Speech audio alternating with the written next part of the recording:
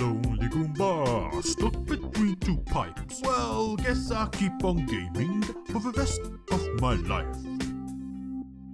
Well, it's been a long time coming. Part of me thought this day would never come. I just kept putting it off for so long and I'm not even sure why. But it's time we review the most requested game on my channel. That's right, it's finally time to review Austin Powers. Welcome to my underground lair on the Game Boy Color. Oh boy, what a game. Let's just open the box and put this bad boy in and...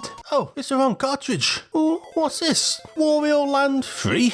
I've never heard of it, but hey, whilst we're here, might as well check it out, right? So the game starts with Wario flying around in his plane, looking to feed his never-ending addiction to treasure probably. But then disaster strikes. His plane has gone corked out. He's in trouble now, lads. He's gonna crash. Oh god. The injury was so bad, the only thing that remains is his decapitated rotating head. Poor guy. Oh wait, never mind, he's fine. I forgot Wario's immortal, my bad. So, he finds this cave, walks in, and there's a little music box just in there. There's nothing weird about that. But then, right, it starts freaking out. It's flashing, it's floating, it's making a horrible noise. It's the whole shebang. Even Wario knows he's screwed up this time. And that's the face of instant regret right there. And just like that, we get sucked into this music box and we're greeted by this big old face. What's he smiling about? Looks like he just smoked a big fat doobie. He then tells us the whole deal of what's going on. Turns out, he's actually a god. Alright mate, no need to brag, but the thing is, he's had his powers drained by some evil force and you've got to restore him to his former glory by finding the 5 magic music boxes. You know, I'm sure this guy's telling the truth. I see no reason for this big creepy face to lie to me. I mean, what's the worst that could happen? It's not like he's actually gonna be a terrifying evil clown or something. And besides, he promises Wario a lot of treasure. So it's not like Wario's gonna say no. And so the adventure begins. And hold up, why is Wario so shit in this game? What's going on? I can't ground pound, I can't grab enemies, I can't swim,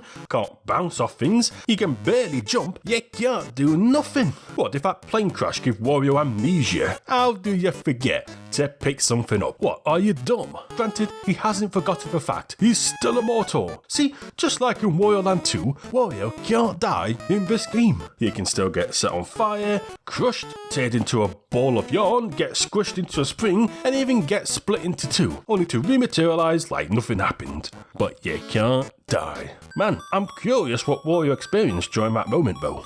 I mean, what did he see? Did it hurt? Is he okay? Did he briefly witness the afterlife? Talk to me, Wario. We need answers.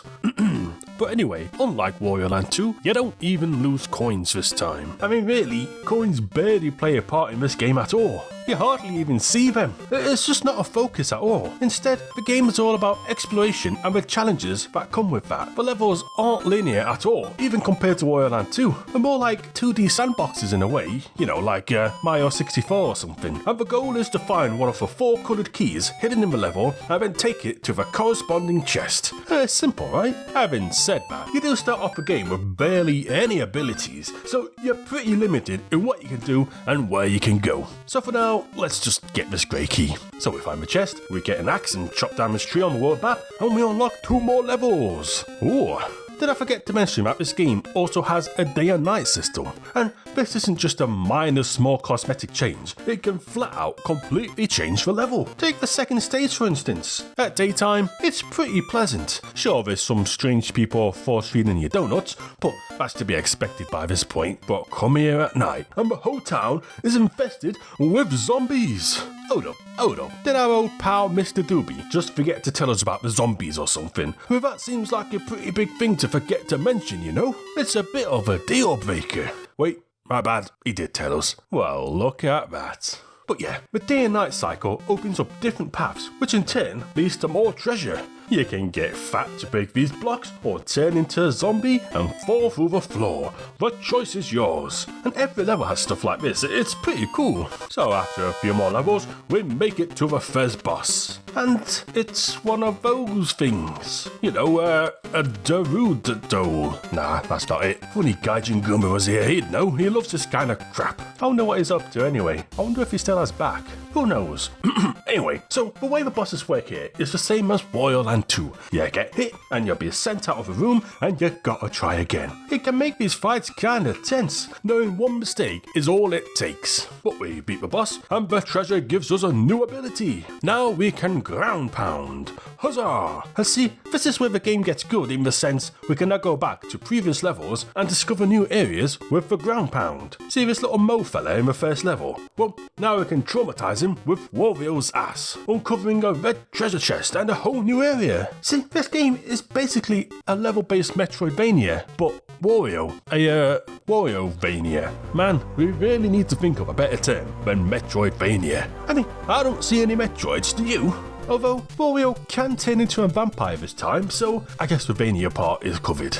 But the open-ended aspect of the game doesn't just end with getting new abilities. See, pretty much every single treasure you get influences the game and levels too. Say, this treasure makes it rain, flooding this area causing a new level to unlock, or this seed causes vines to grow in various levels, or this flute causes a bunch of snakes to come out of these vases. Heck, you can even summon zombies. The game is just constantly doing stuff like this, pretty much the entire game. Your first visit to a level is basically just a little glimpse of the stage. By the end, it will be drastically different. It makes every treasure feel important, whether it's a new ability or a new level or altering an existing level. The game is just constantly evolving. It's pretty incredible, really. What isn't incredible is this golf minigame. See, throughout the levels, you'll often come across one of these little minigame walls blocking the way, and the only way to get past them is to find a special door and complete a minigame. And by minigame, I mean golf, literally every time. Now, don't get me wrong, I love me some video game golf, and luckily the mechanics are good. It's pretty fun, and it's quick. And look, it even has an accuracy bar for your shot. See, Super Rush, it's not that hard, is it? The problem is, man, this game really wants you to play this golf minigame. I feel like you must play it like 20 times bare minimum. And that's not even counting the times you'll fail. It was fun the first time, maybe the second, but by the end of the game, you'll be sick of seeing it, trust me. And if you suck at it, well, buckle up, cause you're gonna have a rough time. But alas, we eventually make it to another boss, and it's a giant worm. I had a giant worm once. It wasn't very pleasant, let me tell you. The thing about bosses in this game is, you never really know when they're gonna show up. In the prior games, you usually had a dedicated boss stage and a big old fancy door. I mean, if there's not a boss behind that door, I don't know what is. But here, they just pop up when you least expect it. One minute you're climbing a tower, you enter a door, and this bugger shows up. Or you could enter a pipe, and before you know it, you've stumbled upon a demonic pirate ritual. Don't you just hate it when that happens? And sometimes, you'll just be climbing down a ladder, and blammo. Yeah, feeding a ratfish some cheese. You just never really know what to expect. I mean, the pirate ghost, maybe you could predict, but fattening up a ratfish with cheese? I don't think anyone saw that one coming. Anyway, we beat Worm, and we get our first magical music box, alright. And for some reason, it lowers this bridge. Not sure why, but hey, it's a pretty cool level. Takes about 20 seconds if you're good at it though. But you know, it's around this point I'm thinking, what the heck is going on with the enemy designs here? Wario Land 1 or 2 had a very clear motif. Pirates. This game, you got these spear guys, a bunch of robots, teddy bears, these fat fellas, and I don't even know what this thing's supposed to be. Whatever it is, it inflates Wario. I mean, I figured Wario was just allergic to bees in my last game, but I don't even want to know what's causing him to swell up this time. Or they injected him with some kind of alien goop. Hold up, apparently this thing used to be called pneumo. Like what? Pneumonia? Like the swelling of the lungs? Bro, this thing's giving Wario pneumonia. That's fucked up. It's no wonder Nintendo changed its name to Jelly Bob when no one was looking. And amongst all that craziness, there's just a human scientist here for some reason. Just chilling, minding his own business. Maybe I can talk to him. He might be able to help me out. Oh wait, no, he just made me invisible. Well, that's just great. I mean, that's what trusting the science gets you, isn't it? From now on, I'm just sticking with my healing crystals and chakra tea, thank you very much. So eventually, we make it to this tower. And, okay, this is basically a Zelda dungeon. You got me lighting up torches to open doors and everything. Only instead of using arrows like some kind of sissy, Wario just sets his ass on fire. And that right there is why Wario is better than Link. So it's here we finally learn how to swim, thank God. I was getting sick of seeing Wario floating around like he's a feckin' baby who shat himself. Now he can swim like the alpha male he was always meant to be. Look at that form. Fantastic. So now, pretty much every single level with water opens up and you have a ton of options. I mean, that's basically how the game works, and it never gets old really. As you progress, you get more abilities, you learn to throw, you can smash things with your head, you can high jump, basically everything you could already do in Wario Land 2. Now, some people might not like this because, really, outside of like the super swim, every ability here is just from Wario's base moveset from the last game. I can see it being annoying for some people. Like, you're just constantly met with dead ends and areas which you can't explore, which would otherwise be no problem. Like, bro, Wario, just pick up the enemy. Please, just pick it up, it's not that hard. But I think it does make the game better from a design perspective. It would be like if you started a Metroid game with every upgrade. I mean, it just wouldn't really work. The fun of the game is getting stronger and using that to reach new areas. The thrill of exploration, you know? Talking about new areas, about time we got that second music box, don't you think? So, we head back to the city, break this block which was in the way, and it's time for the next boss. And it's that bleeding rabbit again. I guess he was humiliated so badly last time, he retired basketball and took up football instead.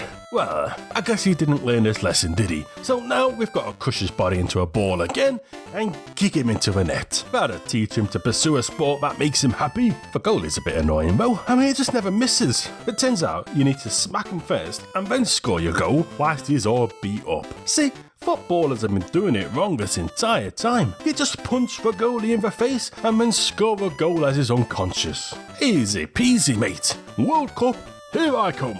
So we get the second music box, which leads us on to getting a magical spear, which splits the ground open, leading us to a giant stone foot, which stomps down, draining the swamp, letting us get these 3 treasures, which turn into a beam of light, causing the volcano to erupt, leaving a huge pit in the ground, and we explore the pit, leading us to these snake eyes, which open up a secret door in the Zelda dungeon, leading us to finding this pump, which lifts this glass container up, blocking the way, and... okay, I'm starting to realise this game is feckin' massive. How am I even gonna cover it all? Yeah, sure, there's technically only 25 levels, but when you consider every one of them has 4 chests to find, each with their own challenges, entire level segments and bosses attached to them, the game basically has 100 levels. It's an absolute beast. Probably one of the biggest platformers I've ever played. I can see it being downright daunting for new players. Luckily, the game does help you as much as it can. For instance, every time you get a new treasure or ability, it'll give you a little sparkle to know that you can access a new area in that level. And if you get really stuck,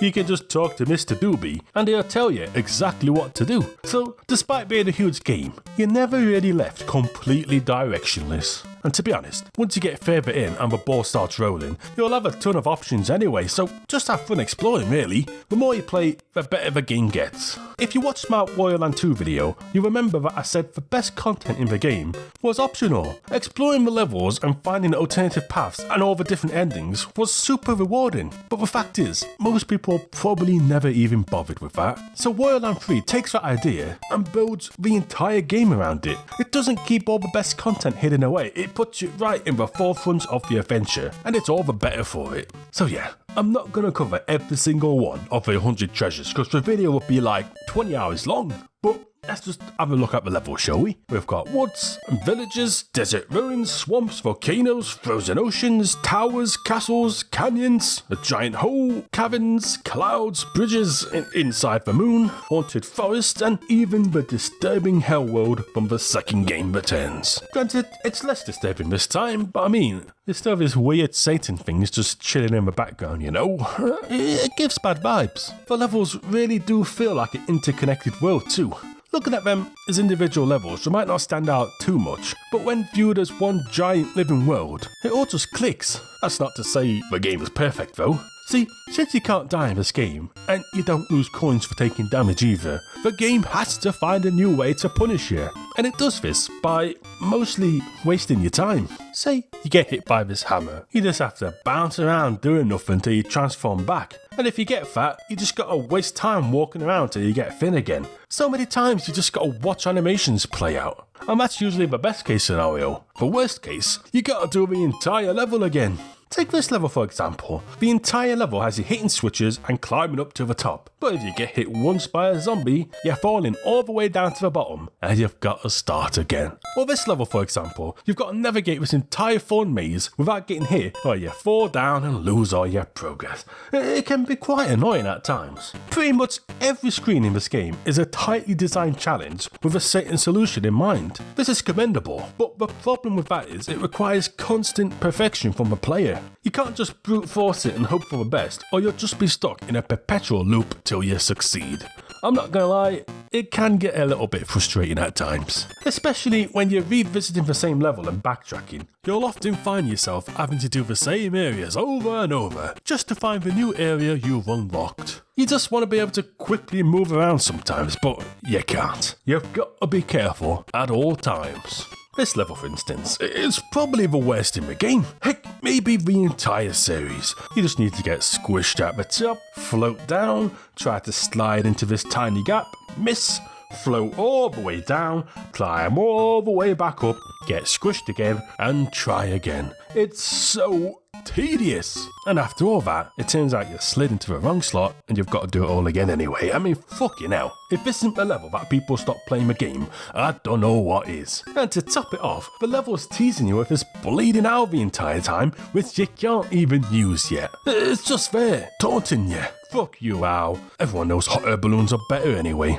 But enough talk, let's finish this game. And ironically, the last music box is on the very first level. Somewhat poetic in a way, it's like we've come full circle.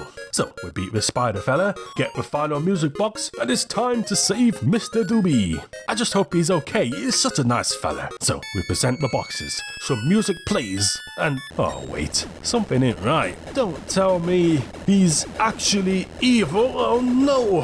I never saw it coming. This must be the biggest twist since Darth Vader being Luke's dad. I am truly shocked. Bit of an ugly fella, isn't he? I mean, I thought my teeth were bad, but this bug has never even heard of a toothbrush. What's his name anyway? Gingivitis the Clown? Oh, it's, Rudy the Clown.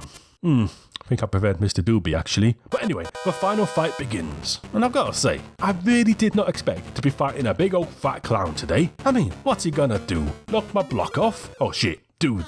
He killed Wario. He's dead. There's a game over screen and everything. Holy shit. Well, that's how you raise the stakes of a boss fight, I suppose. Even the immortal Wario has met his match here. If you get grabbed just once, it's all over. So, it's pretty tense. The boss itself, though, it isn't too hard to be honest. You just gotta dodge his attacks, jump on his fist, and throw him right back at him. It's a bit like the final boss from Donkey Kong on the Game Boy. If Donkey Kong was a reject from Killer Clowns from Outer Space. But alas, we did it! The world starts shaking, stars erupt from the temple, they fall down on their enemies and...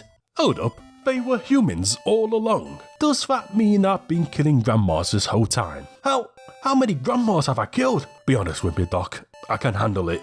Oh god, that's a lot of grandmas. Oh boy, I'm definitely going to hell now, lads. Oh well, I gotta say, it is weird seeing normal looking humans next to Wario like this. He kinda looks out of place here. I bet it feels right uncomfortable. So anyway, this old man tells us that they sealed away Rudy the Clown, but then he turned them into monsters. See, they were just trying to stop Wario from releasing the sealed evil and all that. They weren't evil, they were just trying to help.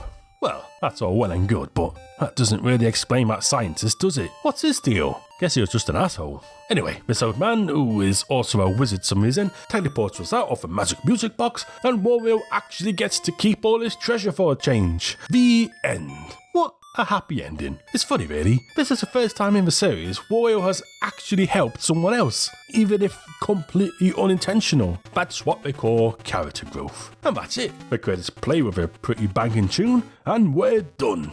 Only, you know the drill. We're gonna complete the game 100%, or my name isn't Gerald the Completionist. So, despite finishing the game, we only got just over half of the treasures, so there's a lot left to do. Basically half the game. Only now, you can't rely on Mr Doobie to tell us where to go. You're on your own now, lad. I hope you was paying attention, because this is where the game really starts to feel like an adventure. It's good stuff, but it's also a good drop-off point if you're not really bothered with all that. But I think it's worth sticking with. Heck, chances are there's entire levels you ain't even played yet. I didn't even unlock that cloud level till after I beat the game, and we've still got that hell world to explore, and there's a lot to do. The game just sort of carries on like the whole cloud thing was just a minor inconvenience, but really, we're just here for the treasure. You just keep getting new treasures, new paths keep opening up, and the game just keeps getting better.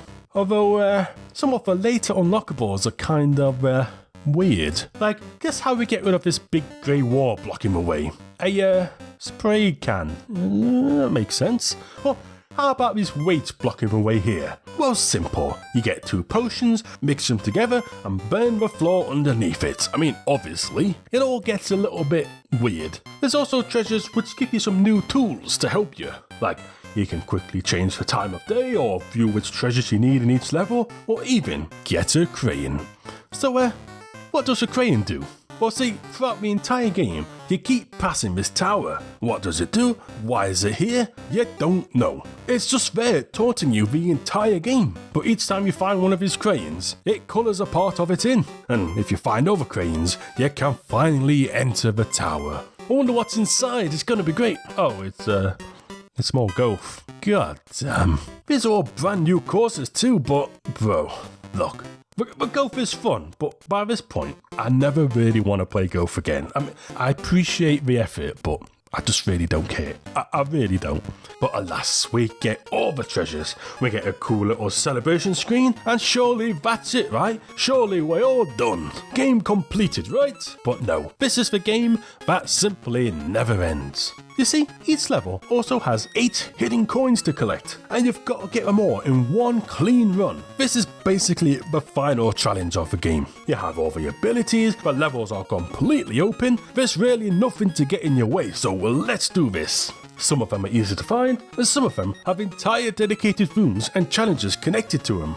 But overall, it's a lot of fun to do. It's kind of like a victory lap. Realistically, this is the last time you'll probably play any of these levels. You've spent so long playing the game by this point. You know these levels like the back of your hand. So it's kind of like saying goodbye to them. Goodbye, Out of the Woods. Goodbye, Peaceful Village. Goodbye, Turtle Rock. Goodbye... No, not you, no. Fuck off. Having said that, there is one coin, just one, which seems solely designed to piss you off. See, every single secret in this game is designed in a way which you can figure it out. Maybe there's a visual clue, like a door you haven't been through, or a ledge you can't access. It's just always something. But this coin, oh god, you could go years and never find it. It's one of the questions that keep me up at night. What's the meaning of life? Is there a god? And where is the last coin in Wario Land 3? Well, I can answer one of those questions, and it's coin related. See, you jump up on this ledge and there's a coin there already, so you think, that's it, right? There's never 2 coins right next to each other. But no, see, that's what they want you to think. Because if you jump in this exact spot, Wario briefly leaves the screen. If you jump a bit to the left, you hit the ceiling. A bit to the right, you hit the ceiling. But if you jump here, you don't. I mean, nothing else happens, but it's a bit weird, right? But jump all you like, there's nothing there. So, what you gotta do is, make sure an enemy is standing in that exact spot, bounce off his head, and blammo, there's a secret passage. So, not only do you need to get up here, you need to know to jump in this exact spot and bounce off an enemy's head. I mean, how? How is anyone expected to do this? The chances of finding this is the equivalent of finding a needle on Mount Everest in a snowstorm while someone's constantly kicking you in your balls. At a certain point, you start to ask yourself, why are you even putting yourself through this in the first place? Like, what's wrong with me? What do I even have to prove by finding this coin? But alas, I got other coins. And what does it get you? Well, it better be good given the effort it took. Oh, it's another golf course. You know what? Fuck you, game. Yeah, you heard me. Fuck you. This is the worst fucking reward I think I've ever seen in a game in my entire life. I would rather have that golden shit given to me than another bleeding golf course. Holy crap. Someone working on this game had a right boner for golf is all I can say. So, we got all the treasures. We got all the coins. We've completed every golf course. Surely, there's nothing else to do, right? Well, actually, there kinda is. See, getting all the treasures unlocks time attack mode. Now each level records your best time for finding all the keys and getting to the exit. You know, just in case the last 20 hours or so wasn't enough for you. The thing is, there's no best times to beat, you're just competing against yourself, so there's little incentive to actually do this outside of just really liking the game. And that's Wario Land 3. Holy shit! Holy absolute balls, was that a big game. Maybe if you know where to go and exactly what to do, you can get through it quick. But your first run up a game, it's probably going to take you over 20 hours. It's like this epic adventure that just never ends. You think you've seen everything the game has to offer, but it just keeps introducing new things, new levels, new things to do. It just keeps going. But well, is it good? And how does it compare to the other games? I did complain quite a lot, so maybe you think I didn't like it. Well, this might be controversial, but I think it might be the best Wario Land game. Not only that, I think it's the best Game Boy game entirely. Maybe. I've just never played anything quite like it. Even the future Wario games weren't like this. It's a level-based, non-linear platform game that's just constantly evolving. The gameplay loop is downright addictive. I mean, to be honest, the game sort of makes Wario Land 2 look bad by comparison in a lot of ways. That game did introduce the foundations of this game, like the transformations, immortality and the exploration elements, but this game just cranks it up to 11. It just does everything better. The way Wario's ability and moveset is used in this game is truly impressive. Pretty much every single scenario you could think of is in this game. There's no stone left unturned. They fully realised everything introduced in Wario Land 2. This is like the swan song of the Game Boy Color, the game that pushes the system to its limits. Every console has that one game, and this is it. So, if you've ever wondered what my favourite Game Boy Color game is, now you know. Mystery solved. It's Austin Powers. Welcome to my underground lair. It's the best game ever made.